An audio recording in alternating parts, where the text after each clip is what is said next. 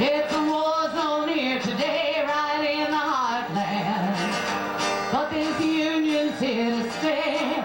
These multinational bastards don't use tanks and bombs, it's true. But they declared a war on us. Fight back, it's up to you. There's a war on the workers. War on the workers. There's a war on the workers. There's a war on the workers. And it's time we started calling the shots. In Decatur, Illinois, the heart of the Midwest, 760 workers and their families have struggled against corporate greed for over 2 years. They have stood up to A.E. Staley, a division of the transnational sweetener conglomerate Tate & Lyle, based in London. Workers are fighting to protect basic rights of workplace safety, job security, the 8-hour day, dignity on the job, and the welfare of their community. In June 1993, they were locked out for refusing to surrender these rights to Staley. Since that time, they have strengthened their ranks by forming alliances with other workers, clergy, and community groups. In the course of their struggle over the past year, they have found their basic rights to protest threatened. Conservative political forces in Decatur, the state of Illinois, and the U.S. government have placed themselves on the side of corporate greed.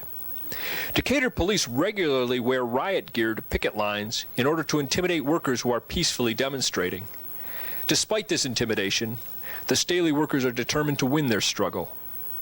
On June 4th, supporters of the union from across the Midwest came to engage in nonviolent civil disobedience at Staley's West Gate. I came here because I can see only one way out for working people to stick together and to fight for their right, because nobody else seems to do it for them.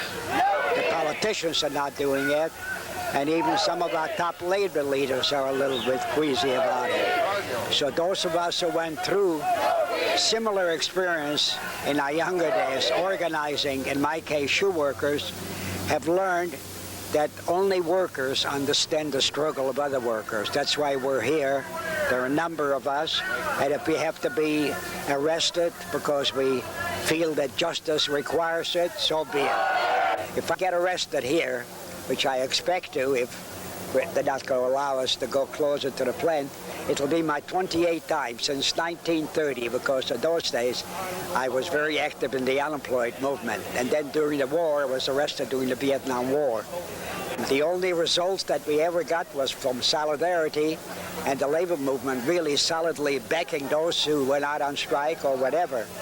And we're hoping that this will encourage other unions and the labor movement generally to really start becoming militant, because without struggle, they'll get no place. I've learned that in 50 years of experience. Okay. This is a classic case of union busting by a multinational corporation preying victim on a small group of workers in the Midwest.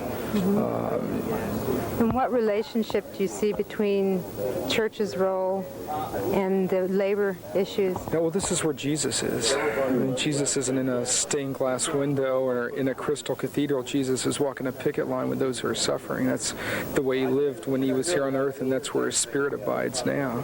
So if I want to follow Jesus, this is where I need to be. Well, I think it's a moral issue, a question of justice. The Staley workers have been locked out for a year, and I think in a year's lockout is a very unjust. There's no collective bargaining, which is also unjust. If the workers don't win, what do you think the impact on the community will be? It's going to be horrible. Yeah, it's simply going to be horrible. You know, we're cutting off our nose to spite our face, that the whole community will be affected. This struggle here is probably the cutting edge of the labor struggle in this whole part of the Midwest. What happens here will affect not only what occurs in the industrial sector and labor relations, but it'll affect public sector and the education sector as well. So I'm concerned that we draw the line here in Decatur.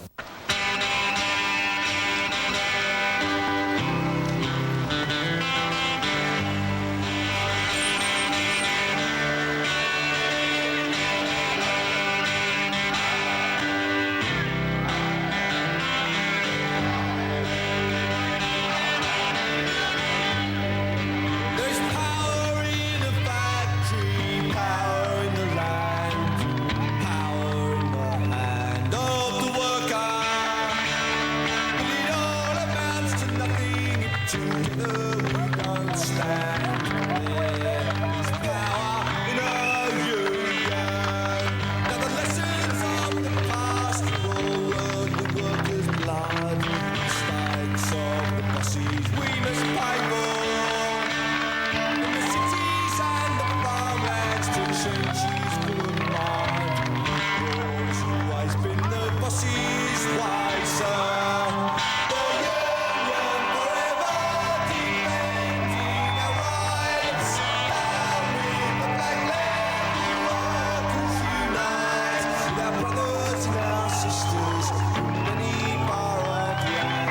Today is justice for workers everywhere, and I'm so proud of what those people out there in the line are doing.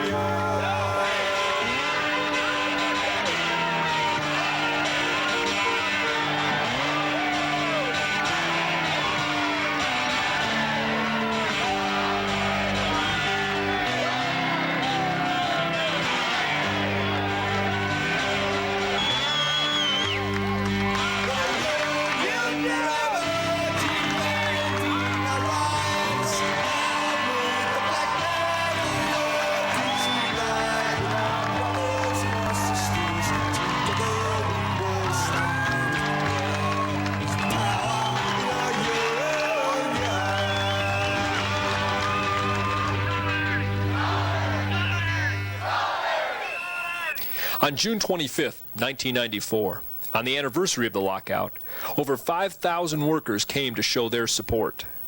Hundreds came prepared to engage in nonviolent civil disobedience. They were met by over 180 Decatur and Illinois State Police, most of them out of view of these cameras. Having been pumped up for confrontation less than an hour before, the possibility of violence by the police was in the air. When one worker allegedly brushed against police lines, the police overreacted.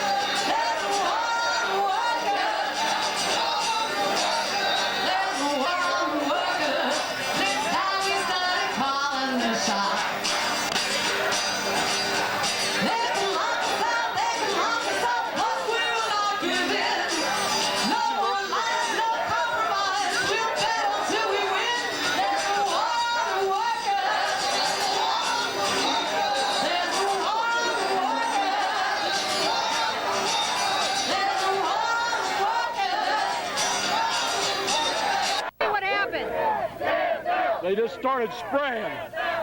I was getting ready to sit down and they started spraying. I couldn't breathe. I still can't see. Incapacitates you, and that's what they're trying to do with the union voice in this country. No, it was wrong. I have something to tell my students when I get back to school. Did you do something to provoke them? I did nothing to provoke them. I was sitting there and I got sprayed directly in my eyes. Well, we were just standing on the line and the police, I guess, felt it was too close to him and they started pushing with the sticks. And one of them pushed at me and I just put my hand up like that, and before I could tell anything, another one, a big guy, leaned over with the mace and shot me right in the face, in fact almost directly in the eyes from less than a foot away. I'm here to support my union. I've been a member of this local for 20 years, and I'm not leaving. What do you think the police are doing here? Making absolute fools of themselves, showing that they're bought up by this town and this company. Are you prepared to get maced today if they do anything to you? I wasn't prepared for it, but I lived through it. I guess I can live through it again. You did get sprayed earlier? Yes, I did. What did it feel like? Like I was on fire. I've been through it before. I was in the service. I'm a vet, locked out vet. They got a lot of appreciation, don't they? So how long were you in the service? When were you in the service? Vietnam era. So you're a Vietnam vet? Yes, ma'am. What do you think of what the police are doing here? Only their jobs, whatever corporate greed tell them to do, that's what they're doing. I was just standing there and I fell over. I tripped over someone behind me and I fell over. And someone grabbed my arm and sprayed the stuff on my arm and into my face and into my eyes. After you fell down? After I fell down. Sprayed mace at my children, at my family, and we were not being violent. We was executing our right as a citizen to protest the atrocities the Staleys had put on the working people in Decatur. How do you feel about the Decatur Police Department now? I feel that they're being run by the city council, and I think that the city council is being run by ADM and Staley's. That's exactly what I feel. It's been nonviolent. It's been stressed to be nonviolent. We only want to show everybody that we're working people and we're human beings and citizens of this country, and we have as much right as anybody else to a good paying job. If they take those jobs away from us, we have a right to demonstrate as such. Who turned this into a violent confrontation? The police did, right on the line. I was standing there watching. All right, thank you. The line never moved forward, and the police started knocking them back, and the line stayed the same. This struggle goes back to one brother by the name of James Bales, who came up to a union office almost 4 years ago. He came up with his hand a grievance, brothers and sisters, that said, hey, these working conditions are not safe. You're asking me to do something that is not correct. He asked at that time to have a grievance hearing. Immediately, the company said no. Yeah, that's right. The unfortunate thing was, Jim went back to his job. About 3 hours later, his wife showed up with his lunch. He was on overtime to find out that Jim had just been overcome by ethylene oxide. This fight is about another brother that breathed asbestos for many, many years down in Nine Belly. And he finally died because he ended up with asbestosis.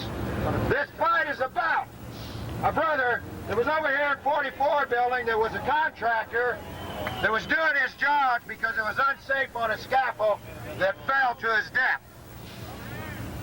Brothers and sisters, this fight, this standing up for your right of human dignity, sometimes you have to cross the line. John, get the police. Because if you don't cross it, you're not going to be able to live with yourself. Right. This determination by these workers makes it necessary that every one of us who goes back to our union or church or any organization to talk to them about a unique kind of people in this city who have stood up against the greed of the corporations, and we owe them every possible support. So go to your union, go to your church, raise money, help them survive the struggle until victory is ours. When they win, all of us will win. Victory to the Staley workers. Help the Staley workers win this fight for all workers. First, send a contribution to Staley Workers Food and Assistance Fund, 2882 North Deneen Street, Decatur, Illinois, USA, 62526. Second, we need to tell Staley's customers to stop Staley's war on workers. The Staley workers scored a major victory against corporate greed when Miller Beer, a major Staley customer, dumped Staley as a supplier. But Pepsi and Coke, which account for a giant share of Staley's business, are the key to ending this bitter lockout. The union is asking its supporters to complain to Coke and Pepsi by writing, faxing, or phoning their 800 numbers. Write Pepsi in Purchase, New York, or call them at 1-800-433-2652. Write to Coke in Atlanta, Georgia, or call them at 1-800-438-2653. If you would like more information or an update, call UPIU Local 7837 at area code 217-876-7006, or the Staley Workers Campaign for Justice at area code 217-872-2205. They can lock us out, they can lock